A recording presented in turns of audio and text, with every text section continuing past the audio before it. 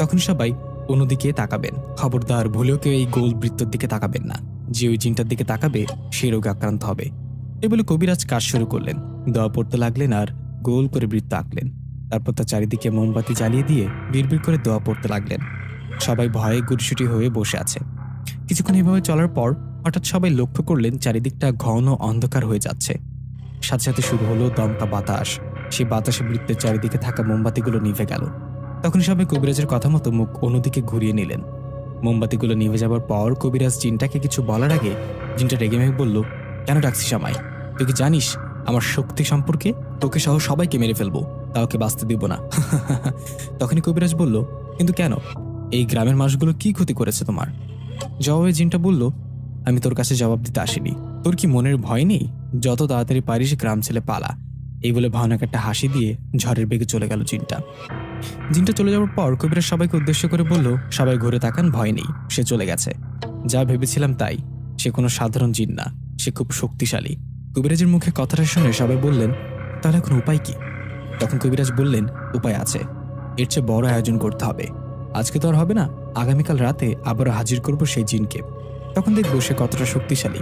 কালকে ওর সাথে খেলা হবে। আমাকে আজকে রাতে ঢাকার ব্যবস্থা করেন কেউ। তখন মেম্বার বললেন, ঠিক আছে, আপনি আজকে আমার বাড়িতে থাকবেন, চিন্তা নেই। গ্রামের মানুষকে এই বিপদ থেকে মুক্ত হতে যা যা করা লাগবে, যতদিন লাগবে করেন। এই বলে মেম্বার সবাইকে বললেন, আজকে সবাই বাসায় যান, কালকে রাতে আবার সবাই আসবেন।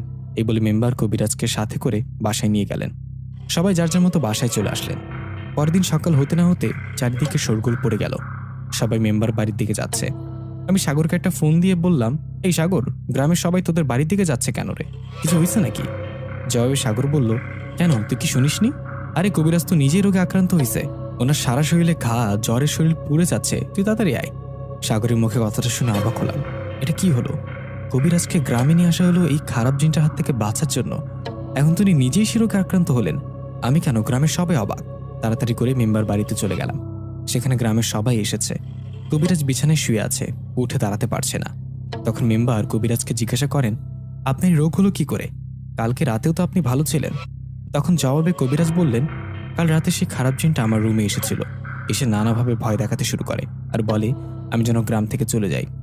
এভাবে কথা বলতে বলতে দুজনের মধ্যে তর্ক শুরু হয়। তখন জিনটা আমার উপর হামলা করে দুজনের মধ্যে মারামারি শুরু হয়। মারামারির এক সময় জিনটা আমার বুকের মধ্যে তার নখ দিয়ে হাঁচড় কেটে, আর আমি ভুল করে সেই জিনটার দিকে তাকাই। তাই আমার এই অবস্থা হয়েছে। কবিরাজের মুখে কথাগুলো শুনে সবাই বেশ অবাক হন আর ভয় পেয়ে যান। এর ঠিক 1 ঘন্টা পর সবার সামনে সেই কবিরাজ মারা যান। কবিরাজ মারা যাওয়ার আগে মেম্বার সাহেবকে একটা কথা বলে যান। কবিরাজ বলেন, আমি তো বাঁচব না, এই জিনটা খুব